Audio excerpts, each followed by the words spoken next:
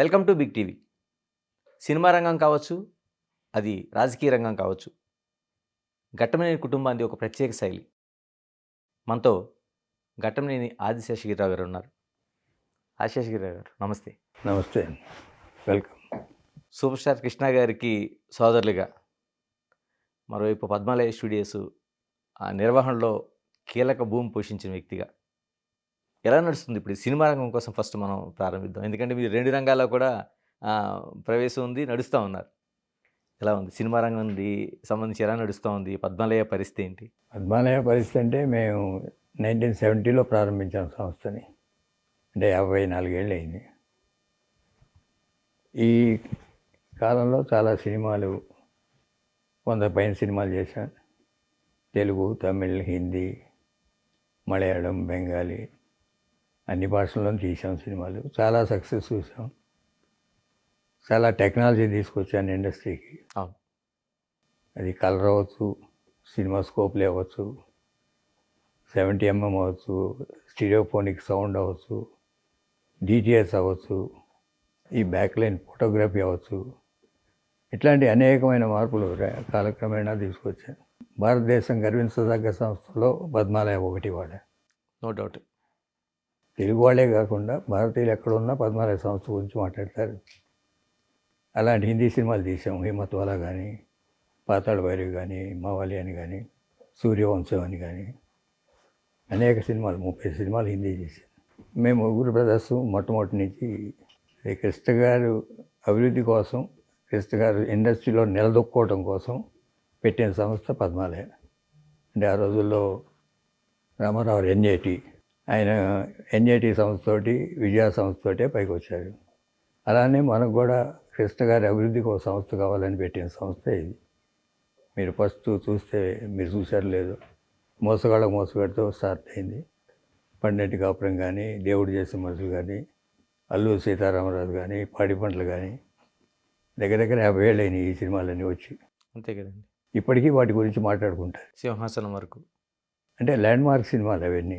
ఒక్కొక్కటి multi star అని కానీ, లేకపోతే హిస్టారికల్. సీతారామరాజు జీవిత చరిత్ర చెప్పుకోవాలంటే ఆ సినిమా గురించే చెప్పుకుంటారు. సినిమా చూసినాకే కరెక్ట్ ఆయన జీవిత చరిత్ర జనంలోకి వెళ్ళింది. అట్లా డిఫరెంట్ పొలిటికల్ సినిమాలు, ఈనాడు కానీ అనేక పొలిటికల్ సినిమాలు తీసాం.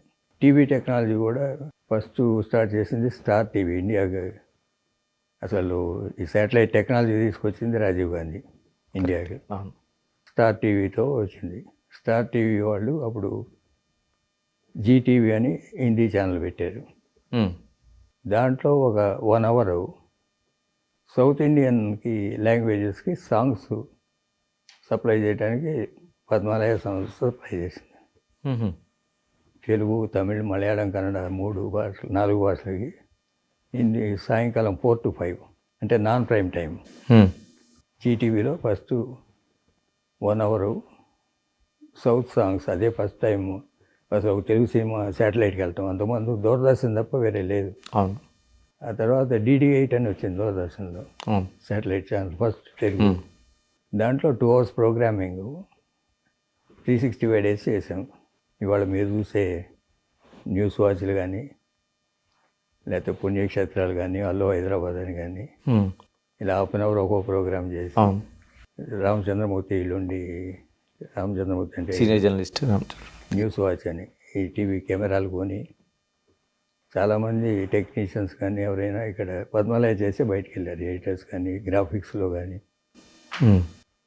ఏదో 2000 hours పైన టీవీ సాఫ్ట్వేర్ ఆ రోజుల్లో చేశాను 20 years బ్యాక్.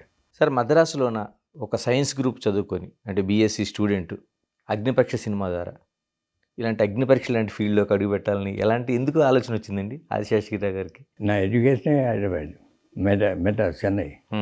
డిగ్రీ అక్కడే చదివాను. అన్నయ్య అప్పుడే సినిమాలు హీరోగా వచ్చారు. ఇద్దరం కలిసి సినిమా నిర్మాణ సంస్థ చేయాలనుకున్నప్పుడు ఫస్ట్ పిక్చర్ అగ్నిపరీక్ష అనేది ఎక్స్పెరిమెంటల్ సినిమా. అదేదో ఉన్నత ఆశయాలతో చేసాం. దాంట్లో డబ్బు పోయింది. ఒక అగ్నిపరీక్ష. నెక్స్ట్ అలా కాదు అని మనం కమర్షియల్ సినిమా తీయాలి అని ఆ రోజుల్లో కౌబాయ్ పిక్చర్స్ ఇంగ్లీష్లో వస్తుండే బాగా. హ్మ్. Action picture, commercial action picture అంటే ఏదో ఫైట్స్ డ్యాన్సులు కాకుండా డిఫరెంట్ అట్మాస్ఫియర్లో తీద్దామని అది గుడ్ బ్యాడ్ అండ్ అగ్లీ అని, మెగ్నాస్ గోల్డ్ అని ఆ రోజుల్లో వచ్చాయి పెద్ద సినిమాలు. వాటి ఇన్స్పిరేషన్ తోటి మనం మన నేటివిటీకి తగ్గట్టు ఒక కథ రాసుకొని, బట్ ఆ కాస్ట్యూమ్స్ యాక్సెప్టబిలిటీ కోసం వెస్టర్నైజ్డ్ కాస్ట్యూమ్స్, ఓకే. యాక్సెప్టబిలిటీ కోసం. ఎందుకంటే అది డిఫరెంట్ లాంగ్వేజెస్ డబ్బింగ్ వెళ్ళాలి, ఒక తెలుగు కాదు. అవును. ఆ రోజులోనే పాన్ ఇండియా అనేది వెళ్ళింది. హ్మ్. అది తమిళ్లో వెళ్ళింది, హిందీలో వెళ్ళింది, ఇంగ్లీష్లో డబ్బింగ్ వెళ్ళింది, బెంగాలీ వెళ్ళింది. హ్మ్. చాలా 12 భాషల్లో డబ్బింగ్ అయింది ఆ సినిమా. మోసగాళ్ళకి మోసగాడు. మోసగాడు. హ్మ్. ఈవెన్ రష్యన్ డబ్బింగ్ వెళ్ళింది అప్పుడు. Russian dubbing. ఆ. హ్మ్. చాలా కంట్రీస్లో వెళ్ళింది, ఇంగ్లీష్, రష్యన్, సౌత్ ఆఫ్రికా కంట్రీస్కి. పాన్ ఇండియా అంటే మీ సబ్జెక్ట్ పాన్ ఇండియా తప్ప ఆర్టిస్ట్ కాదు. అవును. ఇప్పుడు చెప్పే భాషలో పాన్ ఇండియా స్టార్ అంటారు, అదేం కాదు. హ్మ్. Choosing the subject is important. Okay. Other లాంగ్వేజ్కి వెళ్ళేటప్పుడు వాడు ఆర్టిస్ట్ అవ్వడం చూడు, వాళ్ళకి యాక్సెప్టబుల్ స్టోరీ ఉందా లేదా, వాళ్ళకి యాక్సెప్టబుల్ క్యారెక్టరైజేషన్ స్కెచెస్ అవి ఉన్నాయా లేవా అని చూస్తారు. అంటే మన నేటివిటీలో ఉండే పాడి పంటలు కూడా వెళ్ళినట్టుంది కదండి. పాడి పంటలు ఉంది, పాడి పంటలు ఇంకో భాషలో డబ్బింగ్కి వెళ్ళవు అవి. ఆ, అది native subject. Okay. You can remake చేశారు.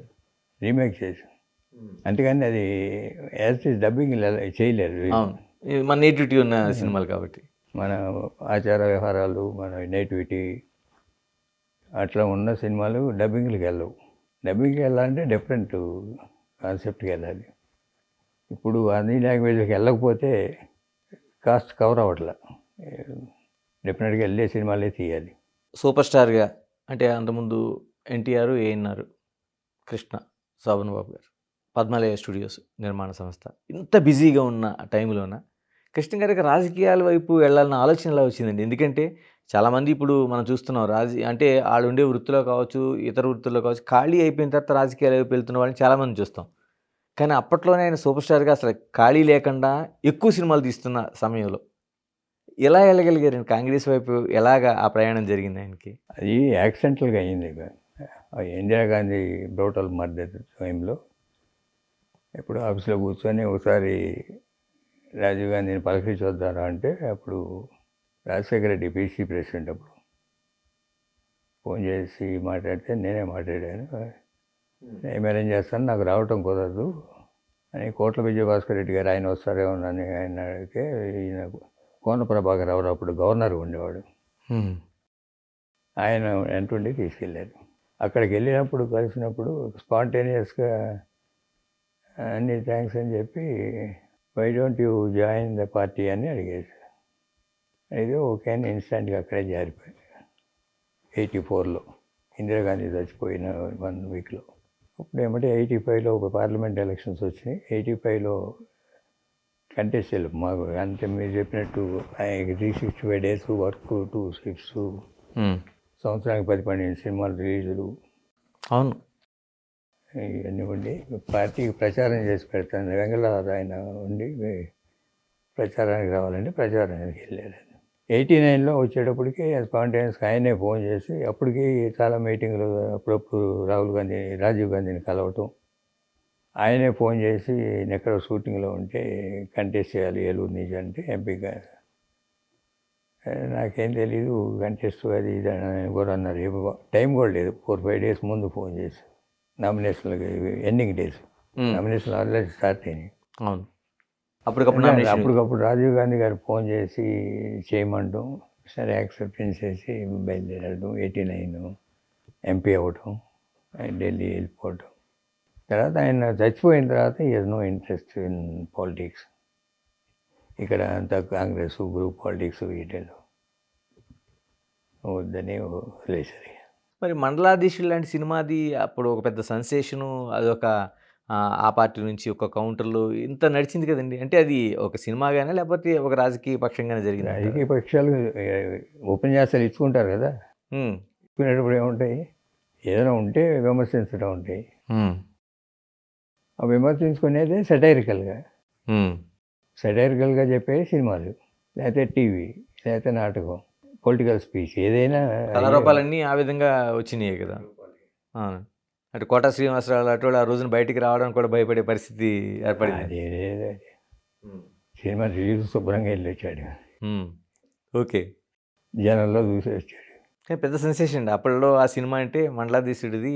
ఎందుకంటే ఎన్టీఆర్కి అనుకరణ కావచ్చు, లేకపోతే ఆయన్ని పాయింట్అవుట్ చేస్తూ పిన్ పాయింట్ చేస్తూ తీసిన సాహసం ఎవరు చేయలేదు అప్పట్లో. ఇప్పుడు మన సింహాసనం సినిమా చేసేటప్పుడు కైకాల సత్యనారాయణ గారు వేషం వేశారు. ఆ సన్యాసం వేసుకొని కాషాయ బట్టలు వేసుకొని మంత్రిగా వేషం. ఊరికే సెట్లో వాళ్ళు వీళ్ళు జోక్ కింద ఓ డైలాగ్ మహారాజ్ గారు రాశాడు, నా దగ్గరే ఉంది బూడిదని ఇట్లా అనేది. అది ఎన్టీఆర్కి పెద్ద డైలాగ్ అది. మామూలుగా అది అప్పటికి మేము ఇంత పేలుతుందని అనుకోలే డైలాగ్. జనంలో వెళ్ళేటప్పటికి ఆ డైలాగ్ పేలింది. పేలేటప్పటికి గవర్నమెంట్ మీద వ్యతిరేకత స్టార్ట్ అయింది. అవునే ఒక ఇండికేషన్. జనరల్గా వ్యతిరేకత స్టార్ట్ అవ్వకపోతే హూటింగ్ చేస్తారు థియేటర్. ఎప్పుడైతే వ్యతిరేకత ఉందో అప్రిసియేషన్ వస్తుంది. 89లో ఓడిపోవటానికి ఇవన్నీ అప్పుడు 84 అయిన తర్వాత రామారావు రూలు మీరు చూసుకుంటే అన్నీ డిక్టటోరియల్ యాటిట్యూడ్లు వెళ్ళి ఎవరిని 30 మంది మంత్రులు ఒకసారి తీసేయటం, ఇట్లా అన్నీ మీరు 84 to 89 ఆయన రూల్ చూస్తే తెల్లదామని ఏవో చెప్పేయటం. కాకపోతే అనేక సంక్షేమ కార్యక్రమాలు చేశారు ఆయన.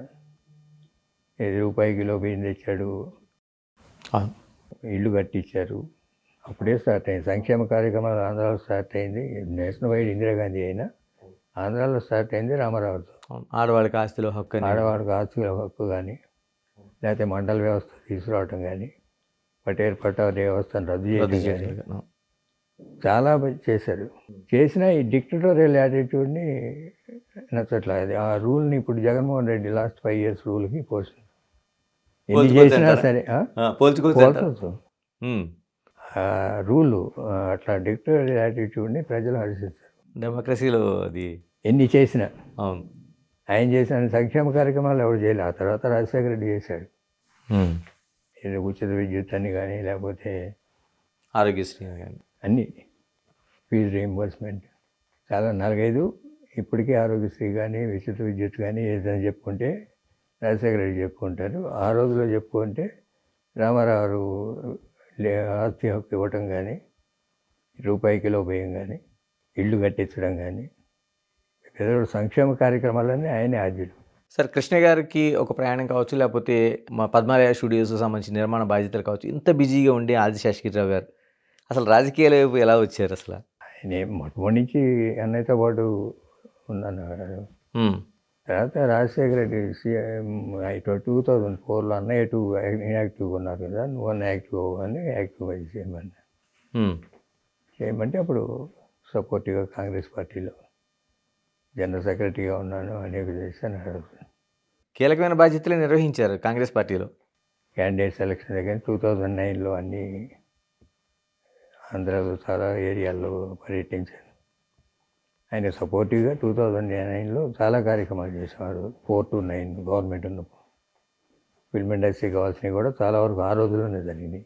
మరి కాంగ్రెస్ నుంచి ప్రయాణం వైఎస్ఆర్సీపీ వైపు ఎలా మళ్ళీందండి? అసలు కాంగ్రెస్ అంటే రాష్ట్ర విభజన తర్వాత కాంగ్రెస్ పార్టీ లేకుండా పోయింది కదా ఆంధ్రాలో.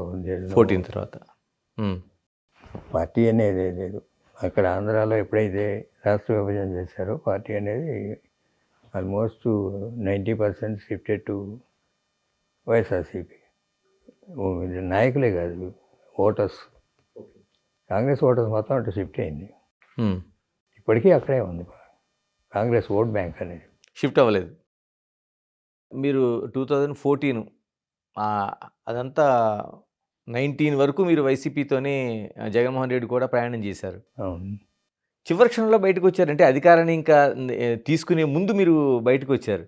చిన్న డిఫరెన్సెస్, స్మాల్ డిఫరెన్సెస్ తోటి ఈ మామూలుగా చంద్రబాబు నాయుడు గారితో పయనించాలని ఇటు షిఫ్ట్ అయ్యాను. 2 ఉన్నాయి, బంధుత్వం ఒకటి ఉంది చంద్రబాబు నాయుడు గారితో. అతనితో డిఫరెన్సెస్ వచ్చాయి.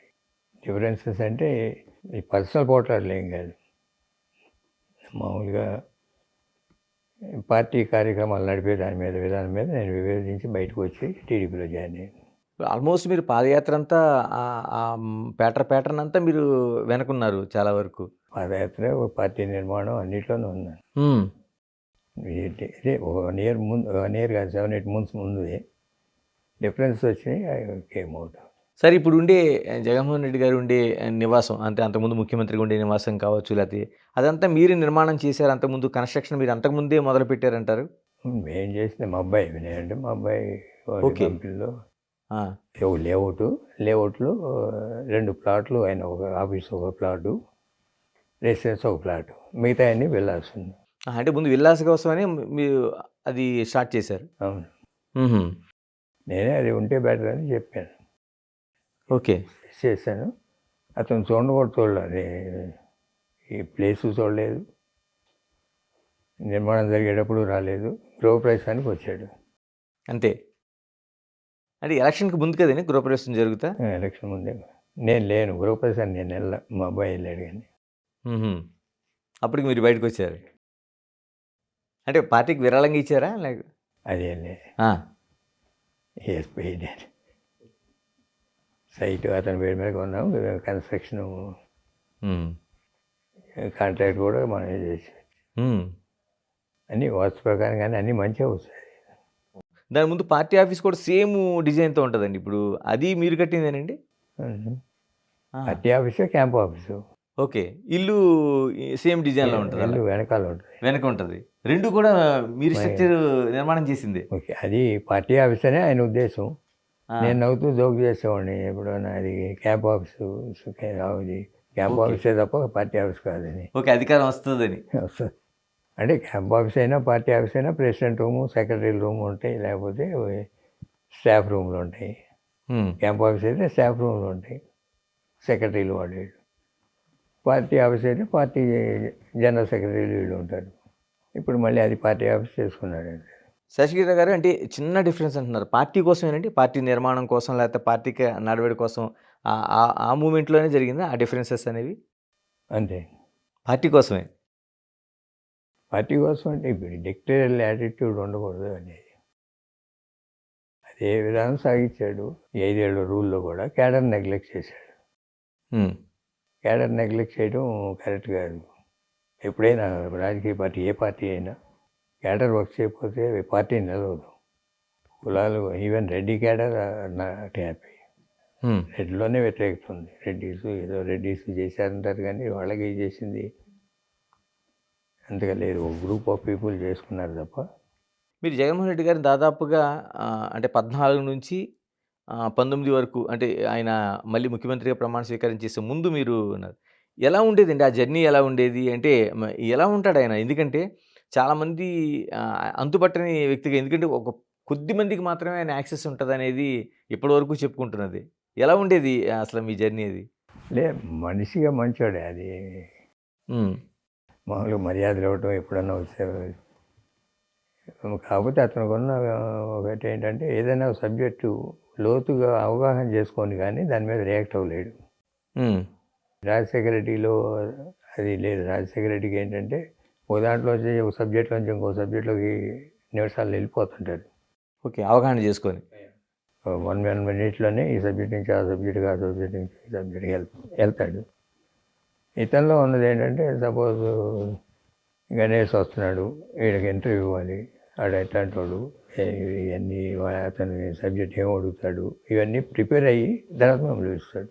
మ్మ్. అయితే కలవడు. కలిసిన తర్వాత అన్ని సబ్జెక్ట్స్ క్షుణ్ణంగా మాట్లాడతాడు. మ్మ్. ఆ సబ్జెక్టులు డెప్త్కి వెళ్తే తప్ప కలవడు. సార్, రాజకీయాల్లో డిక్టేటర్షిప్ కోసం మనం మాట్లాడుకున్నారు. అంతకుముందు నిర్మమాటంగానే ఎన్టీఆర్ ఏదైతే చేశారో ఆ రోజుల్లో ఎంతమంది దూరం అయ్యారు, సేమ్ అదే జగన్మోహన్ రెడ్డి దగ్గర కూడా ఉంది. రాజకీయాల్లో డిక్టేటర్షిప్ దూరం చేస్తుందని ఇది ఒక నిదర్శనంగా చూడొచ్చండి మనం. చూడొచ్చు, మళ్ళీ మారుతారు, వాళ్ళకే తెలుస్తాయి. ఇప్పుడు అదే ఎన్టీ రామారావు డిక్టేటర్షిప్తో పోయిన తర్వాత మళ్ళీ 94 వచ్చేటప్పటికి విత్ థంపింగ్ మెజారిటీ కాంగ్రెస్ మీద ఉన్న వ్యతిరేకత మొత్తం రామారావు ఓన్ చేసుకున్నాడు కదా. సేమ్ ఇదే కూటమిలాగా వచ్చారు అప్పుడు కూడా. అంతే. అంటే 290 అంత కాంగ్రెస్ పార్టీకి ప్రతిపక్ష హోదా కూడా లేకుండా పోయింది. కరెక్టే. మీ కంపారిజన్ బాగుంది. ఎందుకంటే ఆ రోజున కూడా సేమ్ ఇదే కూటమిగా తిరిగి ప్రయాణం ప్రారంభించారు వాళ్ళు. మళ్ళీ అది నిలుపుకోవటం మళ్ళీ చేసే దాని మీద ఉంటుంది. ఇప్పుడు మొన్న వచ్చింది చంద్రబాబు నాయుడు గారు ఆయన సింగిల్గా చేసినా కూడా ఇట్నే ల్యాండ్ స్లైడ్ విక్టరీ. ఓకే. వీళ్ళంతా జాయిన్ అవ్వటం మూలాన మెజార్టీలు పెరుగుతాయి. జగన్, యాంటీ జగన్ రెండే ఓట్లు. అంతే. దాంట్లో యాంటీ జగన్ ఓటు అంతా చంద్రబాబు నాయుడు గారి మీద కాన్సన్ట్రేట్ అవుద్ది. ఎందుకంటే రాష్ట్రానికి బాగు చేస్తాడు, డెవలప్మెంట్ యాటిట్యూడ్, లేకపోతే ఇప్పుడు పోలవరం, లేకపోతే అమరావతి, ఏదో వైజాగ్లో ఇండస్ట్రియల్ డెవలప్మెంటు, ఇట్లా ఆయనకి టార్గెట్స్ వేసుకున్నాడు. ఇదివరకు కొంత చేశారు, ఇదివరకు 5 years. అవి కంటిన్యూ అయ్యి ఇంకొంచెం బెటర్గా చేస్తారనేది ఫీలింగ్ వస్తుంది. ఇప్పుడు రాబోయే 5 ఏళ్లలో పోలవరం ప్రాజెక్ట్ ఉంది, అది సెంట్రల్ గవర్నమెంట్ క్యాబినెట్లో R&R ప్యాకేజ్ అప్రూవల్ తెచ్చుకోవాలి. ఫార్చునేట్గా చంద్రబాబు నాయుడు గారికి అడ్వాంటేజ్ ఏంటంటే అక్కడ మోడీ గారి ప్రభావం తగ్గింది. 240కి వచ్చారు కాబట్టి భూమి మీద ఉంటారు. అది 300 దాటి వస్తే ఈయన చేయగలిగేదే ఉండదు. ఇప్పుడు అక్కడి నుంచి ఫండ్స్ తెచ్చుకోగలరు. ఒక్కోటి జరుగుతాయి. క్యాపిటల్ నిర్మాణం జరుగుద్ది, అమరావతి నిర్మాణం జరుగుద్ది, పోలవరం అవుద్ది, రైల్వే జోన్ వస్తుంది. ఇప్పుడు ఈ సంక్షేమ కార్యక్రమాలన్నీ మీట్ అవ్వాలంటే ఏదో కొంత సెంట్రల్ అసిస్టెన్స్, FRBM లిమిట్స్ పెంచి అప్పు తెచ్చుకోవడానికి ఎవరైనా అప్పు తేవాల్సిందే. ఆశీష్ గారు ఇప్పుడు 2019 నుంచి మన ఎన్నికల వరకు అనేక సంక్షేమ పథకాలని వైఎస్ఆర్ పార్టీ అమలు చేశామని చెప్పింది. వైఫల్యానికి ప్రధానంగా అంటే ఏదైతే మీరు చెప్తుందో ఒక డిక్టేటర్షిప్ అనేది కారణం కాకుండా మిగతా అంశాలు ఏమి ఓటమికి కారణం ఏంటండి? ఎందుకంటే చాలా వరకు పథకాలైన అమ్మఒడి కావచ్చు, లేకపోతే విద్యా దీవెన కావచ్చు, ఇలాంటి అనేక పథకాలు తీసుకొచ్చాడు ఆయన. అంటే డిస్ట్రక్టివ్ పాలిటిక్స్, ఏది అపోజిషన్ పార్టీ నాయకులను వేధించటం అనేది మెయిన్గా పట్టుకు పెట్టుకున్నారు. లేకపోతే ఎమ్మెల్యేలు కానీ మంత్రులు కానీ రోజు అదే రకంగా ఏదో అపోజిషన్ పార్టీ నాయకుల్ని తిడతాం, బూతులు తిడతాం. అది తప్ప ఈ 4-5 ఏళ్లలో వాళ్ళు చేసిన సంక్షేమ కార్యక్రమాలు జనంలో చెప్పుకోలేకపోయారు. చెప్పుకునేది ఏంటి? ఎంతసేపు చంద్రబాబు నాయుడు గారినో వాళ్ళ కుటుంబాన్నో లేకపోతే అపోజిషన్ నాయకులను రోజు తిట్టడం. ఏ టీవీలో చూసినా, ఏ పేపర్ చూసినా అయ్యే జనంలోకి వెళ్తున్నాయి. చేసిన కార్యక్రమాలు చెప్పుకుంది లేదు. ఏదో పెన్షన్ ఇచ్చారు, పెన్షన్ ఇచ్చింది ఎప్పుడో స్టార్ట్ అయిన శాంక్షన్. చంద్రబాబు నాయుడు గారు ఉండగానే 2000 చేశారు. 2000 చేసింది 3000 చేయడానికి 5 ఏళ్ళు తీసుకున్నారు. దాంట్లో ఏంటంటే వీళ్ళు విలేజ్ వ్యవస్థ బాగా చేశారు. అదే వాలంటీర్ వ్యవస్థ నుండి విలేజ్ సెక్రటరీ అవన్నీ వాటికి బిల్డింగ్లు కట్టారు, కొన్ని చేశారు. వాలంటీర్ ద్వారా ఇంటింటికి పెన్షన్దారుడికి తీసుకెళ్ళి ఇచ్చారు. అట్లాంటి కార్యక్రమాలు కొన్ని బాగానే చేశారు. ఈ చెప్పుకునే ఎక్కడ చెప్పుకోలేకపోయారు చేసిన కార్యక్రమాలు. సంక్షేమ కార్యక్రమం ఒకటే సరిపోదు. ఎప్పుడైనా సంక్షేమంతో పాటు డెవలప్మెంట్ కూడా ఉండాలి. ఓకే. డెవలప్మెంట్ కూడా కొన్ని ప్రారంభించారు, కానీ అవి కూడా ఏది పోర్ట్లు కొన్ని చేశారు, అయితే మెడికల్ కాలేజీలు కొన్ని ప్రారంభించి కడతాం మొదలెట్టారు. కొన్ని కార్యక్రమాలు చేస్తున్నారు, వాటికి ప్రచారం లేదు. కాకపోతే మనకు రోజు కంటికి కనిపించే ఇంటి ముందు రోడ్డు సరిలేదు, లేకపోతే డ్రైన్ సరిలేదు, లేకపోతే పోలవరం అవ్వలేదు, లేకపోతే రోజు 3 రాజధానులు అని చెప్పడమే తప్ప దానికి ముందుకు వెళ్ళింది లేదు. 3 రాజధానులు కాదు 30 రాజధానులు కట్టినా అమరావతి కూడా ఒక రాజధానే కదా. వాళ్ళు చెప్పే దాంట్లో కరెక్టే. దానికి ఏం చేసావు? 3 రాజధానులు అని చెప్తున్నావు. 3 రాజధానులు కాదు 30 కట్టు. ఆ 30లో కూడా ఒకటి ఉంటుందిగా ఈ అమరావతి అనేది. కరెక్టే. అది కరెక్ట్ కాదు. ఏదో ప్రీవియస్ గవర్నమెంట్ చేసిన దాన్ని నేను చేయను అనేది కరెక్ట్ కాదు. ఇప్పుడు చంద్రబాబు నాయుడు గారైనా ప్రీవియస్ గవర్నమెంట్ చేసి కంటిన్యూ చేస్తూ దాని మీద ఉన్న లోతులని సర్దుబాటు చేసుకొని సక్రమ మార్గంలో పెడతారు. వైజాగ్లో ఏమైనా చేస్తున్నారనుకోండి, ఇప్పుడు రిషికొండ ఉంది, ఏదో కట్టారు. కట్టిన దాన్ని బెటర్గానే ఉపయోగిస్తారు దాన్ని. అంతే కదా, కూల్చి వేసుకోలేదు. సర్క్యూట్ హౌస్ చేస్తారు, లేకపోతే ఏదో చేస్తారు, టూరిజం చేస్తారు, లేదా ఆఫీసులు పెడతారు. అంతేగాని కూలగొట్టరుగా. ఇప్పుడు నువ్వు ఆ ప్రజావేదిక కూలగొట్టే బదులు ప్రజావేదికలోనే నువ్వే నడిపొచ్చు, జనాన్ని కనిపిస్తూ. కరెక్టే. ఇంట్లో కూర్చునే బదులు బయటకు వచ్చి జనాన్ని కనిపించే వేరు కదా. కూలగొట్టడంలో ఏంటంటే వెంజెన్స్ కనిపిస్తుంది, డిస్ట్రక్టివ్. అటువంటి సరి చేసుకుంటారు ఎవరైనా. దెబ్బ తగిలిన తర్వాత సింహావలోకనం ఏమైనా ఉంటుంది కదా, మనం 5 ఏళ్ళు చేసిన మంచి ఏంటి, 5 ఏళ్ళు చేసిన తప్పులు ఏంటి. మీరు అంతకాలం పార్టీలో ఉండి బయటకొచ్చిన తర్వాత కూల్‌గా ఉందండి? ఎందుకంటే చాలా వరకు మీరన్నట్టు అనేక కేసులు చూసాం. ఇవన్నీ అవన్నీ ఓటమికి మీరు చెప్పినట్టు అది కూడా ఒక కారణం ఆ పార్టీలో. మిమ్మల్ని కూల్‌గా ఉంచారండి ఏమైనా? నాతో ఏం లేవు. నేనంటే మేము మొట్టమొదటి నుంచి నాకు అందరూ అటు కాంగ్రెస్‌లో గానీ, ఇటు బీజేపీలో గానీ, టీడీపీ గానీ, వైసీపీలో గానీ ఫ్రెండ్లీగానే ఉంటాను. నేను ఏ పార్టీతో అసోసియేట్ అయినా నాకు శాశ్వత శత్రుత్వం లేదు, మిత్రత్వం లేదు. ఓకే. టీడీపీలో నేను కాంగ్రెస్‌లో ఉన్నా సరే రామారావుతో బాగానే ఉంటాం. ఇప్పుడు ఆ రోజుల్లో వాళ్ళ కుటుంబ సభ్యులందరితోనూ బాగానే ఉంటాం. ఇప్పుడైనా నేను టీడీపీలో ఉన్నా సరే వైఎస్ఆర్సీపీ నాయకులు చాలామంది నాతో మాట్లాడుతూనే ఉంటారు, వస్తూనే ఉంటారు. జగన్మోహన్ రెడ్డితో పాటు ఆ పార్టీలో కొందరు నాయకులు మీరు ఎలాగ నాయకులు ప్రస్తావించారు కాబట్టి, వాళ్ళు ఉపయోగించిన భాష కావచ్చు, లేకపోతే వాళ్ళ ప్రకటనలు కావచ్చు, అవి కూడా పార్టీకి నష్టం చేసినాయి అనుకోవచ్చండి? నష్టమే. అదే కదా నేను చెప్తుంది. హ్మ్. వాళ్ళు కాన్సన్ట్రేషన్ అంతా చేసింది చెప్పుకోవడానికి ఉపయోగించుకోకుండా ఇట్లాంటి డీవియేషన్ వల్ల చాలా నష్టపోయారు. హ్మ్. యువతల వాళ్ళని తిట్టడానికి ఆ కార్యక్రమం అంతా పెట్టుకున్నారు. వాళ్ళ మీడియా సంస్థలు కానీ, వాళ్ళ సోషల్ మీడియా కానీ, నాయకులు కానీ, మంత్రులు కానీ దీని మీద పెట్టినంత ఫోకస్లో 10% కూడా అటు పెట్టుకోలేదు. అప్పట్లోన ఎన్టీఆర్, కృష్ణ అభిమాన సంఘాల మధ్య ఒక పెద్ద డీవియేషన్ ఒకటి నడుస్తూ ఉండేది. అంటే ఈ ఒక పార్టీలాగే ఒక ప్రయాణం జరిగేది. మీరు దగ్గర నుంచి కూడా చూశారు. అలాంటిది తెలుగుదేశంలోకి మీరు రావడంలో ఎలాంటి హడ్డిల్స్ అనిపించలేదండి? కొంత ఉంటుంది ఆ! ఆటుకోరు. అంటే మేము కాంగ్రెస్లో చేరినా కూడా హ్మ్. కృష్ణ గారి అభిమానులు 20-25% టీడీపీలోనే ఉండేవాళ్ళు. హ్మ్. ఆయన అభిమానించేవాళ్ళు టీడీపీలో చాలామంది ఉన్నారు ఆ రోజుల్లో. ఇప్పటికీ ఉన్నారు, అప్పటికే ఉన్నారు. ఓకే. మెజారిటీ ఆఫ్ సెక్షన్ ఈయన కాంగ్రెస్లో యాక్టివేట్ అయ్యారు కాబట్టి మెజారిటీ ఆఫ్ ఫ్యాన్స్ కాంగ్రెస్లోకి వెళ్ళారు. హ్మ్. ఈ కాంగ్రెస్లోకి వెళ్ళినా బట్ టీడీపీలో సబ్స్టాన్షియల్ నెంబర్ ఉన్నారు హుహు. ఆయన అభిమానించేవాళ్ళు. ఆయన ఎప్పుడు ఇన్సిస్ట్ చేయలే దీంట్లోకి రండి, దాంట్లోకి రండి. పొలిటికల్ వేరు, సినిమా వేరు. ఓకే. ఎవరైతే పార్టీలో కాంగ్రెస్లో యాక్టివేట్ అయ్యారో వాళ్ళు కాంగ్రెస్లోనే యాక్టివేట్ అవ్వండి అంతే. హ్మ్. నేను కూడా అదే పాటిస్తున్నాను అప్పటికి. అంటే మనం కంటెస్ట్ చేసేటప్పుడు అది వేరు. ఇప్పుడు జయదేవ్ కంటెస్ట్ చేశాడు. అక్కడున్న కాంగ్రెస్లో ఉన్న వాళ్ళు కూడా అందరూ కలిసి జయదేవ్కే సపోర్ట్ చేశారు. మీరెందుకండి ఇప్పుడు రాజకీయాల్లో ఉన్నారు. నిజంగానే వైసీపీలో ఒక నిర్మాణ దశ అంతా మీరు చూసారు. జగన్మోహన్ రెడ్డి పాదయాత్ర దగ్గర నుంచి అధికారంలోకి వచ్చే వరకు అదంతా చూసారు. అంతకుముందు కాంగ్రెస్‌లో కూడా మీరు ఆ నిర్మాణ దశలో చాలా దశల్లో పనిచేశారు. ఎందుకని ప్రత్యక్షంగా పోటీలోకి గాని ఎందుకు ఉండలేకపోయారు అసలు? పోటీలో ఉండాలంటే ఎమ్మెల్యే ఉండాలంటే మొత్తం షిఫ్ట్ అయిపోవాలి. హ్మ్. లేకపోతే ఎంపీకి వెళ్ళాలి. ఎంపీకి వెళ్ళినా టోటల్గా నాకు బాధ్యత ఎక్కువ పడిపోయింది. సినిమాలతో పాటు కుటుంబం అది ఇవన్నీ టైం కంప్లీట్గా ఇక్కడ వదిలేసి ఎక్కడ లేను. అవును. అదే ఇబ్బంది నాకు మొట్టమొదటి నుంచి. ముందు అయితే చాలా బిజీగా ఉండేవాళ్ళం. 2004లో రాజశేఖర రెడ్డి గారు సీఎం అయినప్పుడు తప్పుగా ఇక్కడే ఉంటాం కదా అని హ్మ్. పార్టీకి పనిచేశాను. పార్టీకి పనిచేయడం అంటే మన లీజర్ టైంలో చేయొచ్చు, ఫుల్ టైం చేయకపోయినా. హ్మ్. కంటెస్ట్ అనేటప్పుడు ఫుల్ టైం చేయాలి. ఇక్కడ 2019లో కూడా మీరు ఏదో విజయవాడ నుంచి పోటీ చేస్తారని వచ్చింది. వాళ్ళేమో వేరే చోట టికెట్ ఇస్తారనేది వచ్చింది. అదేమైనా జరిగిందండి ఇంట్రెస్టింగ్ ఏమైనా? ఇప్పుడు అద్దంకి ఎమ్మెల్యేగా కంటెస్ట్ చేయమని అడిగారు జగన్మోహన్ రెడ్డి గారు. నాకు నేను ఎట్లా వెళ్ళలేనని హ్మ్. అదొక విభేదాలు అదొక కారణం.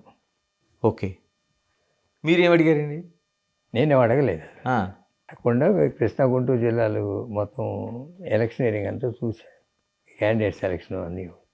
ఎక్కడి నుంచి పోటీ చేయమన్నారండి జగన్ గారు? అద్దంకి. హుహు. అద్దంకి అసెంబ్లీ గొట్టిపాటి నుంచి. రవి వాడి మీద చేయమని. అద్దంకి అసెంబ్లీ నుంచి. హ్మ్. అదేంటే ఫ్యాక్షన్ రెడీ అని కాన్స్టిట్యున్సీ.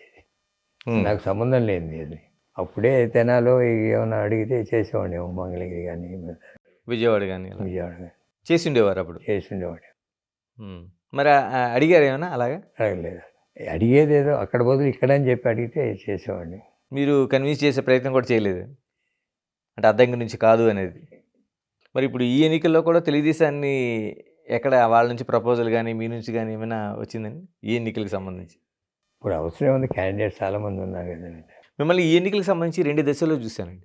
అంటే తెలుగుదేశం పార్టీ ఉమ్మడిగా జనసేన కావచ్చు, బీజేపీ కావచ్చు, ఆ ప్రయాణం తెలుగుదేశం ప్రయాణంలో వార్ రూమ్ అనేదని ఒక దాన్ని ఏర్పాటు చేశారు. అంటే మినిట్ టు మినిట్ ఎక్కడి నుంచి అయినా ఆ కౌంటింగ్‌కి సంబంధించి ఏదైనా ఎలక్షన్ సంబంధించి కానీ వచ్చేటప్పుడు ఆ మినిట్ టు మినిట్ వాచ్ చేయాలి, ఎక్కడ సమస్య వచ్చినా చూడాలి. అలాంటి వార్ రూమ్లో మీరు కూడా కనిపించారు క్రియాశీలకంగా ఆ రోజున. అది ఒకటైతే చంద్రబాబు నాయుడు ప్రమాణ స్వీకారం రోజున మీరు చిన్న భావోద్వేగానికి గురైనట్టు కూడా మేమందరం అక్కడికి వచ్చాం ఆ రోజున. ఎందుకని పార్టీతో అంత అటాచ్మెంటా, లేకపోతే చంద్రబాబు నాయుడుతో పర్సనల్గా ఉండే ఆ రిలేషనా? ఫస్ట్ ఉండే రిలేషను ఆయన జైలు జీవితం గుర్తొచ్చింది ఆ టైంలో. జైల్లో ఉన్న ఎప్పుడైనా ఏ నాయకుడైనా ప్రయాణం చేయొచ్చు, కానీ జైలు జీవితం అనేది చేయని తప్పు చేశాడో ఏదైనా ప్రొసీజర్ ల్యాప్సెస్ ఉండొచ్చు. The way the government has arrested him, ఇది ఎక్కడో వెళ్ళి పడుకున్న వాడిని తలుపు తట్టి పోలీసుల treatment which is not correct. ఏదైనా ఉంటే నోటీసులు ఇవ్వచ్చు, యూ కెన్ ఎంక్వైరీ చేయొచ్చు, విట్నెస్ తీసుకోవచ్చు. ఏదైనా తప్పులు చేసి ఉంటే కావాలంటే నోటీసులు ఇవ్వచ్చు, చట్టపరంగా చేయొచ్చు. తప్పు చేసిన వాడిని వదిలిపెట్టమనేవాళ్ళం కాదు. తప్పు చేసి ఉంటే, తప్పు చేసి ఉంటాడని నేను అనుకోవట్లే. ఈవెన్ గవర్నమెంట్ అనుకున్నా సరే దాన్ని ఇన్వెస్టిగేట్ చేసే విధానం వేరే ఉంటుంది. అదే అక్కడి నుంచి ఆ ఏజ్లో బెదవాడ దాకా తీసుకురావడం, బెదవాడ నుంచి మళ్ళీ 2 రోజులు అక్కడ పెట్టి రాజమండ్రి తీసుకెళ్ళటం, వాళ్ళు చేసిన విధానం చాలా తప్పుడు విధానం. అది కావాలంటే ఇప్పటికీ మీరు ఫుటేజ్ తీసుకోండి. అక్కడి నుంచి నంద్యాల నుంచి అక్కడికి ఎట్లా తీసుకెళ్ళారు, అక్కడి నుంచి రాజమండ్రి వెళ్ళాడు, మళ్ళీ రాజమండ్రి నుంచి నీకు విజయవాడ ఎట్లా వచ్చారు, విజయవాడ నుంచి ఇక్కడికి ఎట్లా వచ్చారు అనే ఫుటేజ్ చూసుకో, నీకు తెలుస్తుంది. ఇంకేం అక్కర్లేదు. గవర్నమెంట్ మారుతుంది అని తేలడానికి అది ఒకటి చాలు. ఓకే. అంటే ఎవడైనా ఒక మనిషి చచ్చిపోయిన తర్వాత మహాత్ముడు అంటారు. ఎవడైనా ఏది ఇందిరాగాంధీని తీసుకో, రామారావుని తీసుకో, లేకపోతే రాజశేఖర రెడ్డిని తీసుకో, ఎవరినైనా బతికున్నప్పుడు ఎవరు మహాత్ముడు అంటూ చేసిన మంచి పనులు చెప్పుకోరు. చంద్రబాబు నాయుడుకి ఆ పుణ్యం దక్కింది. జైల్లో ఉన్న 70 రోజులు 80 రోజుల్లో 52 రోజులు చంద్రబాబు నాయుడు గారు మాకు అట్లా చేశాడు ఇట్లా చేశాడు అని ప్రపంచవ్యాప్తంగా మాట్లాడారే, అది ఎవరికి దక్కదు. అది ఎప్పుడు దక్కుద్ది? మనిషి పోయినాక దక్కుద్ది, మనిషి ఉండగా దక్కదు. అది ఆయనకి అదృష్టం. జగన్మోహన్ రెడ్డి ఓటమికి ఇది కూడా ఒక కారణం అనుకోవచ్చండి. ఈ మెయిన్ కారణం, ఇది కూడా ఒక కారణం కాదు, ప్రధానమైన కారణం. ఇదండి లోకేష్ యువగళం పాదయాత్ర పెట్టి ఆ రోజున గవర్నమెంట్ వ్యతిరేకించి కావాలంటే అరెస్ట్ చేసుకోండి అని చిత్తూరులో ప్రారంభించాడే. బిగినింగ్ స్లోగా స్టార్ట్ అయినా తర్వాత జనం పెరిగారు, బాగా మాట్లాడాడు, గవర్నమెంట్తో రివోల్ట్ చేయటం, ఒక జనంలో క్యాడర్లో యాక్సెప్టెన్సీ, క్యాడర్ కూడా తిరుగుబాటు చేయటం, ధిక్కార స్వరంతో మాట్లాడే. ఎప్పుడైతే నాయకుడు మాట్లాడాడో మిగతా వాళ్ళు మాట్లాడతారు. అంతకుముందు లేదు. టీడీపీ నాయకుల్లో మాట్లాడితే ఏమైనా కేసులు పెడతారేమోనని ఎవరికాళ్ళు స్తబ్దుగా ఉన్న టైంలో యువగళం పాదయాత్రే ఫస్ట్ స్టెప్ రివోల్ట్కి. అతనిలో అంతకుముందు అంత క్వాలిటీస్ లేవు. అప్పుడు మంత్రి చేసిన యువగళం పాదయాత్రలోనే రాడదేలాడు, యాక్సెప్టెన్స్ వచ్చింది, మాట్లాడటం బాగా మాట్లాడాడు. ప్రభుత్వాన్ని ఎండగట్టడంలో కానీ, ల్యాప్సెస్లో కానీ. ఇప్పుడు మొన్న ఎలక్షన్ జరిగింది, మొన్న parliament elections, it is between Modi and Rahul Gandhi. మోడీతో అసోసియేట్ అయ్యే పార్టీలో కేపు, రాహుల్ గాంధీతో అసోసియేట్ అయిన పార్టీలో కేపు. వాళ్ళ మధ్యనే ఓటింగ్ జరిగింది మొన్న. ఏదో గ్రూప్ లేకపోతే పాలిటిక్స్ నుంచి బయటికి పంపించేశారు భారతదేశం అంతా. అట్లానే టీఆర్ఎస్ కానీ, లేకపోతే అక్కడ ఒరిస్సా కానీ, లేకపోతే వైఎస్ఆర్సీపీ కానీ. కరెక్టే. అటు ఉండాలి తప్ప 2 పార్టీ సిస్టమ్ రాబోతుంది ఇండియాకి. అంటే యూఎస్లో మనకున్నట్టు 2 పార్టీల అంటే విధానం. మోడీ డౌన్ఫాల్ స్టార్ట్ అయింది, రాహుల్ గాంధీ పైకి పెరిగింది, మతత్వ రాజకీయాలకి అడ్డుపడింది. ఇప్పుడు మొన్న 240 ఎందుకు వచ్చినాయి? తెలుగుదేశం మోడీ వల్ల ఒక మంచి జరిగింది ఏంటంటే, ప్రపంచవ్యాప్తంగా ఇండియా అంటే ఏమిటో ఒక స్థానం తీసుకొచ్చాడు. ఈ 10 yearsలో భారతదేశానికి ఒక స్థానం ప్రపంచవ్యాప్తంగా. ఆ మార్కెటింగ్ బాగా చేశారు. ఇక్కడ చేయకపోయినా ఇప్పుడు అయోధ్య వాడుకుందాం అనుకున్నారు. ఇప్పుడు అయోధ్య చుట్టుపక్కలే ఓడిపోయారు 7 పార్లమెంట్ సీట్స్. యూపీలోనే 33 వచ్చినాయి. రేపు అసెంబ్లీ ఎలక్షన్లో రాదు, మహారాష్ట్ర రాదు. అంటే రాహుల్ గాంధీ గ్రాఫ్ పెరుగుతుంది, జనంలో యాక్సెప్టెన్సీ పెరుగుతుంది. ఇదివరకు పనికిరాని వాడు అన్నాడు, ఇప్పుడు యాక్సెప్టెన్సీ పెరుగుతుంది. మరి తెలుగుదేశం పార్టీ ఇక్కడ యాక్సెప్టెన్సీని కాదని ప్రయాణం చేస్తున్నట్టుంది వాళ్ళతో పొత్తు పెట్టుకొని. అది కూడా ఇప్పుడు మొన్న ఆంధ్ర ఉంది, వాళ్ళు కంటెస్ట్ చేసిన 6 ఎంపీ సీట్లు హ్మ్. ఎమ్మెల్యేకి పడ్డ ఓట్ల కన్నా 6 లక్షలు తగ్గినాయి. హ్మ్. ఆ 6 పార్లమెంట్ సీట్లు 6 లక్షలు తగ్గినాయి. దాని ఇండికేషన్ ఏంటి? అది అన్నోటీస్ అయిపోయింది. బీజేపీతో అలయన్స్ పెట్టుకున్నాడు అనేది కూడా జనం మర్చిపోయారు. అది వైఎస్ఆర్సీపీ వాడుకోలేకపోయింది. తిరుపతి 7 సెగ్మెంట్లో 2 లక్షల ఓట్లు తగ్గినాయి బీజేపీకి. హ్మ్. రాజంపేట హ్మ్.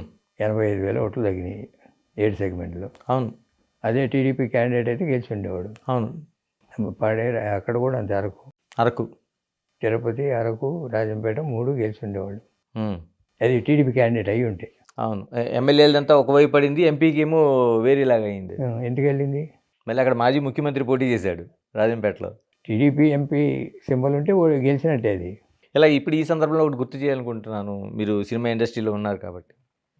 ఈ సినిమా వాళ్ళ సమస్యలకు సంబంధించి జగన్మోహన్ రెడ్డి దగ్గరికి చిరంజీవి, మరి మీ అబ్బాయి మహేష్ బాబు ఇలా అందరూ వెళ్ళినప్పుడు ఆ రోజు వాళ్ళు చేస్తున్న విజ్ఞప్తి కావచ్చు, లేకపోతే గేటు బయటే ఆపి నడిపించిన విధానం కావచ్చు, ఎలాంటి ఇండికేషన్ ఇల్లు ఉంటుందండి? అంటే అరేంజ్ చేసిన వాళ్ళు కరెక్ట్గా చేయలేదు, ముందు ప్రాపర్గా బ్రీఫ్ చేయలేదు. కానీ అది బయటికి మాత్రం బాగా చాలా వేరే ఇండికేషన్ వచ్చింది. అంటే ఎంత కాదనుకున్నా స్టార్స్ ఉన్న వాళ్ళకి ప్రజాభిమానమే కదా ఉన్నది. అది అందులో హీరో డబ్బులు సినిమాలు కాదు. అదే కరెక్ట్ కాదు. ఎవరు చేసినా అది ఎందుకు వెళ్ళారో తెలియదు. They want to congratulate him. లేకపోతే ఒక టీంకి వెళ్ళాలంటే ఇండస్ట్రీ ప్రాబ్లమ్స్ ఉంటే హీరోలకు సంబంధం లేదు. మా నుంచి ఫిల్మ్ ఛాంబరో కౌన్సిలో ఏదో ఉంటాయి. Okay, film industry problems. లేకపోతే సీఎం అయ్యేటప్పుడు కంగ్రాచులేట్ చేయడం అనేది అది నామినల్ పేపర్ ద్వారా ట్విట్టర్ ద్వారా చేస్తారు. లేకపోతే వెళ్ళి ఒక సెలవు కప్పు వస్తారు, ఇండివిజువల్గా వెళ్తారు. కానీ అందరూ కలిసికట్టుగా ఎప్పుడు వెళ్ళరు. ఇంతవరకు వెళ్ళిన సాంప్రదాయం లేదు. అరేంజ్ చేసిన వాళ్ళు పర్పస్ తప్పు. ఇండస్ట్రీ సమస్య అయితే ఒక కౌన్సిల్లో ఛాంబరో వెళ్తుంది. ఇండస్ట్రీ సమస్యగా వెళ్ళారు ఆ రోజు. చిరంజీవి కావచ్చు, లేదా మహేష్ బాబు గారు కావచ్చు, రాజమౌళి కావచ్చు, ప్రభాస్ కావచ్చు, అందరూ వీళ్ళు ఇండివిజువల్గా ఎవరైనా కలవచ్చు, వెళ్ళి సెలవు కప్పి రావచ్చు. ఇది కంగ్రాచులేట్ చేయటం అయితే. ఇండస్ట్రీ సమస్య అయితే హీరోలకు సంబంధం లేదు. ఇండస్ట్రీ సమస్య ఛాంబర్ కానీ, కౌన్సిల్ కానీ, మూవీ ఆర్టిస్ట్ అసోసియేషన్ కానీ ఎవరైనా చేయాలి. ఇప్పుడు చెప్పండి, 3 పార్టీలు అధికారంలోకి 164 సీట్లతో ప్రయాణం చేస్తున్నాయి. ఇప్పుడు ఎలా ప్రయాణం చేయాల్సిన అవసరం ఉంది? 3 పార్టీల మధ్య సఖ్యతను మీరు ఏమనుకుంటున్నారు? వీళ్ళ టాస్క్ ఏముంది? ఆయనే రూలింగ్ తప్ప మిగతా ఏముంది? ఇప్పుడు కలుపుకెళ్తారు. ఆయన కలుపుకెళ్తాం అంటే బీజేపీ, జనసేన గురించి అడుగుతున్నట్టున్నాను. అవును, జనసేన కావచ్చు, బీజేపీ కావచ్చు, ఆ కలయిక ప్రయాణం అనేది ఎలా జరగాలి అనేది జనరల్గా వీళ్ళకి అబ్సల్యూట్ మెజారిటీ ఉంది. వాళ్ళకేమి ఇవ్వాల్సినంత అవసరం కూడా లేదు. ఆయన మ్యాగ్నానిమస్గా ఇచ్చాడు, ఆఫర్ చేశాడు, ఇచ్చాడు. కలుపుకెళ్దామనే ఇచ్చాడు, కలుపుకెళ్తారు కూడా. ఈయనే ఒక అవసరం అయితే ఒక మెట్టు దిగే మనస్తత్వం ఉంది చంద్రబాబు నాయుడు గారికి, సహనం ఉంది. జనరల్గా ఎమోషన్ అవ్వడు. ఇక డెఫినెట్గా బాగానే చేసుకుంటూ వెళ్తారు. వాళ్ళ మధ్యలో భేదాభిప్రాయాలు పెద్దగా ఉండవు అనుకుంటున్నాను. ఎందుకంటే అవసరమైతే వాళ్ళు అడిగిన చేస్తూనే ఉంటారు, లేకపోతే అవతల కన్విన్స్ చేస్తాడు ఈ విధంగా నేను చేయలేను అని. అట్లనే ఈయన ఢిల్లీ నుంచి కావాల్సినవి తెచ్చుకోవాలంటే పోలవరం ఫండ్ తెచ్చుకోవాలి, క్యాపిటల్ నిర్మాణానికి తెచ్చుకోవాలి, బ్యాక్వర్డ్ డిస్ట్రిక్ట్స్ కావాల్సిన అసిస్టెన్స్ తెచ్చుకోవాలి, ఇండస్ట్రీస్ పెట్టుకోవడానికి వాళ్ళ సహకారం తెచ్చుకోవాలి, లేకపోతే రోడ్ కనెక్టివిటీలకి సెంట్రల్ గవర్నమెంట్లు వాళ్ళ నుంచి రోడ్లు వేయించుకోవాలి, రైల్వే లైన్లు వేయించుకోవాలి పోతాయి. రాష్ట్రాన్ని అవసరాలకు తగ్గట్టు, ఎందుకంటే వాళ్ళు కూడా డిపెండ్ అయి ఉన్నారు ఈ మన రాష్ట్రం మీద, ఒరిస్సా మీద. గవర్నమెంట్ వాళ్ళు 5 years కంప్లీట్ చేయాలండి. అది చంద్రబాబు నాయుడు గారికి అదొక అదృష్టం కలిసి వచ్చింది. 11 సీట్లతో ఉన్న వైసీపీ మీరు 5 ఏళ్ల పాటు దగ్గర నుంచి చూశారు. మళ్ళీ కోలుకునే అవకాశం ఉందండి రాష్ట్రంలో? అంటే ఇప్పుడు ప్రజెంట్ గవర్నమెంట్ ఈయన హామీలన్నీ అమలుపరచాలి. ఈ రాష్ట్రం చేసే అమలుపరిచే దాన్ని బట్టి వాళ్ళు మళ్ళీ చేసే విధానాలను బట్టి ఉంటుంది. వాళ్ళు 40% ఓట్ బ్యాంక్ వాళ్ళకు ఉంది కదా. ఏదైనా ఒక 10% ఇటు అటు మారటం అనేది జనంలో ఎప్పుడైనా మూమెంటరీగా మారుతాయి. సక్రమంగా చేసుకుంటే ఇప్పుడు లోకేష్ బాబు అతను మళ్ళీ సీరియస్ పాత్ర వహించాలి. లేకపోతే డెవలప్మెంట్ యాక్టివిటీస్ మనం చాలా ఆశలు చూపించాం కదా. చాలా ఆశలు అంటే సంక్షేమ కార్యక్రమాలు కానీ, డెవలప్మెంటల్ యాక్టివిటీ కానీ 2 సక్రమంగా జరుగుతుంటే ఇబ్బంది ఉండదు. దేశ రాజకీయాలు మారుతుండే కదా, రేపు కాంగ్రెస్ పార్టీ ఇట్లానే ఉంటుంది అనుకోవడానికి లేదు. అవును. ఇప్పుడు కర్ణాటక వచ్చింది, ఈ తెలంగాణ వచ్చింది, రేపు ఆంధ్ర ఏమవుద్దో తెలియదు. వాళ్ళు కూడా ఓట్ బ్యాంక్ పెరగచ్చు, పెరిగే అవకాశం ఉందండి ఆంధ్రలో కాంగ్రెస్కి. పెరిగే ఉంది. హ్మ్.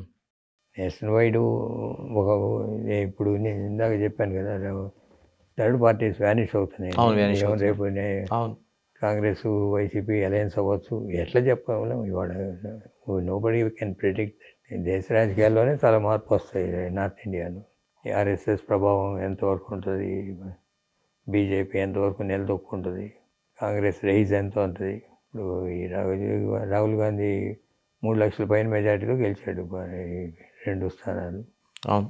అదే మోడీ గారు లాస్ట్ టైం 5 లక్షలు గెలిచినాడు, మొన్న 1,50,000తో గెలిచారు. అంటే గ్రాఫ్ తగ్గుతుంది కదా. ఇక్కడ తెలంగాణలో అనూహ్యంగా పెరిగింది, ఓట్ బ్యాంక్ పెరిగింది.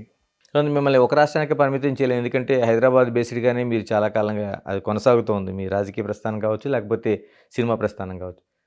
తెలంగాణలో మార్పు జరిగింది మీరు చూసారు దగ్గర నుంచి. ఎలా ఉందంటారు మీరు, మీ అబ్జర్వేషన్లు ఎలా ఉంది? రేవంత్ రెడ్డి ముఖ్యమంత్రిగా పరిపాలన ఎలా కొనసాగుతుంది? మీ అబ్జర్వేషన్లు ఎలా అనిపిస్తుంది? రేవంత్ రెడ్డి బాగా చేస్తున్నాడు. రేవంత్ రెడ్డి వల్లే ఇక్కడ కాంగ్రెస్ పార్టీ అధికారంలోకి వచ్చింది. మిగతా నాయకులంతా ఉన్నా కూడా వీళ్ళందరినీ తీసుకురావటం, అతని స్పీచెస్ కానీ, మీడియా మేనేజ్మెంట్ కానీ, సోషల్ మీడియా మేనేజ్మెంట్ కానీ, ఆ స్లోగన్స్ కానీ, ఐ డోంట్ నో ఎవరున్నారు వెనక, నాకు టీం తెలియదు కానీ, but the way is organise last 3 months election ముందు బాగా చేసుకుంటూ వచ్చారు. దానివల్లే వచ్చింది ఇక్కడ అధికారం. వచ్చిన తర్వాత కూడా అందరినీ కలుపుకెళ్ళటం అది చేస్తున్నాడు. కాకపోతే ఈ 6 నెలలు ఎలక్షన్ కోడ్, మళ్ళీ సెంటర్ ఇవన్నీ వచ్చిన దాని మూలాన వచ్చిన పరిపాలనలో అతని మార్క్ ఇంకా కనపడలేదు. ఓకే. పర్టికులర్ మున్సిపల్ అడ్మినిస్ట్రేషన్ తీసుకున్నాడు, రియల్ ఎస్టేట్ ఎలా ఉంటుంది, ఎక్స్పాన్షన్ ఎలా ఉంటుంది, వాట్ ఆర్ ఫ్యూచర్ ప్లాన్స్, ఆయనకి మైండ్లో కొన్ని ఉండొచ్చు, ఇంకా ఇంప్లిమెంట్ చేయలేదు. దాని ప్రాబ్లమ్స్ కానీ, ఈ ఎలక్ట్రిసిటీ ప్రాబ్లమ్స్ కానీ, ఇరిగేషన్ ప్రాబ్లమ్స్ కానీ, రకరకాల ప్రాబ్లమ్స్ ఉన్నాయి, ప్రామిసెస్ చేసినవి ఉన్నాయి. లేడీస్కి బస్ ప్రయాణం ఉచితం అన్నారు, లేకపోతే రైతు పెన్షన్స్ అన్నారు, రైతు బంధు పథకం అన్నారు. ఈ ఇంప్లిమెంటేషన్లో ఎంత బాగా సక్సెస్ అవుతారనేది ఇంకా మార్క్ పడలేదు. ముందు ఎలక్టరేట్ని నమ్మించడం వరకు చేయగలిగారు, అధికారంలోకి వచ్చారు. వచ్చిన తర్వాత పరిపాలనలో కూడా మార్క్ కనిపించాలి. మార్క్ కనిపించకపోవడానికి ఇప్పటివరకు ఏంటంటే ఎలక్షన్స్ ఇప్పటి నుంచి ఇక చూడాలి next 6 months how will perform. బాగా చేస్తాడని అనుకుంటున్నా, ఎబిలిటీ ఉంది. బట్ అందరూ సహకరించాలి, క్యాబినెట్ మంత్రులు, అటు కేంద్రం అపోజిషన్ పార్టీ ఉంది, బీజేపీ, వాళ్ళు ఎంతో సహకరిస్తారు. వనరులు కావాలి కదా, మరి సంక్షేమ కార్యక్రమాలు చేయాలంటే రెవెన్యూ పెంచుకోవాలి. శేషగిరి గారు, చివరిగా చెప్పండి, శేషగిరిరావు గారు ఇప్పటివరకు ప్రత్యక్ష రాజకీయాల్లో చూసాం, సినిమా ఇండస్ట్రీ ఎలాగే మీకు ఎవరికి తెలియంది కాదు మీ దక్షత అనేది. ప్రత్యక్ష రాజకీయాలు అంటే ఒక పార్లమెంటేరియన్గా కావచ్చు, ప్రజాప్రతినిధిగా కావచ్చు, చూసే అవకాశం ఉందా? ఎవరు, నేనా? మిమ్మల్ని చూడాలి. రేపు మిడ్ టర్మ్ పోల్ వచ్చినా రావచ్చు పార్లమెంట్కి వితిన్ 1.5 years. రోజు రాహుల్ గాంధీ మాట్లాడే మాటలు కానీ, ఖర్గే మాట్లాడే చూస్తుంటే త్వరలోనే ఈ టర్మ్ 5 years కాకుండా మిడ్ టర్మ్ పోల్ రావచ్చు సెంట్రల్లో పార్లమెంట్కి. అవునండి, పార్లమెంట్కే మిడ్ టర్మ్, ఇంకెక్కడ రాదు. అదే ఎలా అంచనా ఇస్తున్నారంటే ఉన్న మెజారిటీని బట్టి, లేకపోతే కూటమిని బట్టా? కూడా అంగు పార్లమెంటు ఏదో ఏ ఇష్యూ మీద అయినా డిఫర్ అవ్వచ్చుగా. ఏ ఇష్యూ మీద అయినా డిఫర్ అవ్వచ్చు ఎవరైనా. అందరూ డిఫరెంట్ ఐడియాలజీస్లో ఉన్న పార్టీలు కదా. ఇదివరకు వాజ్పేయి గారు ఒక ఓటుతోనే ఓడిపోయారు కదా. కరెక్ట్. ఇప్పుడు అంగ్ పార్లమెంట్ ఒక సైడ్ వచ్చినప్పుడు ఓకే, 300 బీజేపీకి వస్తే ఉండదు, సాఫీగానే ఉంటుంది. ఎప్పుడైతే 240 వచ్చిందో అలార్మింగ్ బెల్స్ మోగినట్టే. ఇప్పుడు రేపు మహారాష్ట్ర ఉంది, మహారాష్ట్ర కాంగ్రెస్ వచ్చే అవకాశం ఉంది అంటున్నారు. వచ్చినప్పుడు వితిన్ బీజేపీ కూడా ఆ డిస్టర్బెన్సెస్ స్టార్ట్ అవుతాయి. డిస్టర్బెన్స్ అంటే ఒకటి మీద ఒకటి బోధాలుకోవడం. ఇక శేషగిరిరావు గారుగా మీకు, హనుమంతరావు గారు అన్నయ్య గారికి, తర్వాత సూపర్ స్టార్ కృష్ణ గారికి ఈ రాజకీయం అనేది, అంటే సినిమా ఇండస్ట్రీతో పాటు రాజకీయాల పట్ల అవగాహన, ఆ ప్రయాణం కూడా జరిగింది. ఇప్పుడు మీ దగ్గర నుంచి చిన్నప్పటి నుంచి చూస్తున్నారు. మహేష్ బాబు గారికి అలాంటి ఇంట్రెస్ట్ ఏమైనా ఉందండి? సైలెంట్ అబ్జర్వ్ చేస్తాడు కానీ ఇంట్రెస్ట్ లేదు. ఎప్పుడైనా ఇంటర్నల్ డిస్కషన్లో ఏం జరుగుతుందని తెలుసుకుంటారు. భవిష్యత్తులో వచ్చే అవకాశం ఉందంటారా? ఎప్పుడు చెప్పాడు రేవంత్ మాట్లాడే మాటలు చూస్తుంటే, అప్పుడు ఎలక్షన్ ముందు ఇది చూస్తుంటే కాంగ్రెస్ వచ్చేట్టుంది బాబాయ్ అన్నాడు ఆ, ఎలక్షన్ ముందు. ముందే రేవంత్ ఏదో ఆ రోజు ఏదో టీవీలో మాట్లాడుతుంటే చూస్తా ఇద్దరు ఆ రోజు అన్నాడు. ఎలక్షన్ స్పీచెస్ ఉంటాయి కదా. అవును, స్పీచెస్ వినే ఉమ్. దాన్ని బట్టి చాలా దగ్గరగా అంచనాలు వేస్తున్నట్టే కదా, అంటే వచ్చే అవకాశం ఉంది భవిష్యత్తులో. ఏమని చెప్తాం. థ్యాంక్ యూ శశిధర్ గారు, thank you very much. Thank you. ఇది అంటే అటు సినిమా ఇండస్ట్రీ కాదు, రాజకీయాల నుంచి కేవలం తెలుగు రాజకీయాలే కాదు, తెలుగు రాష్ట్ర రాజకీయాలే కాదు, దేశంలో జరుగుతున్న మార్పులను కూడా ఆయన ఎంత క్షుణ్ణంగా పరిశీలిస్తారు, వాటిని ఏ విధంగా అంచనా వేస్తారు, ఓటమికి గెలుపుకి మధ్య ఉన్న ఏదైతే ఒక చిన్న రేఖ ఉందో దాన్ని ఎంత సున్నితంగా గమనిస్తారనేది మనకి శశిధర్ గారి మాటల్లో స్పష్టంగా కనిపిస్తోంది. Signing off, this is Ganesh.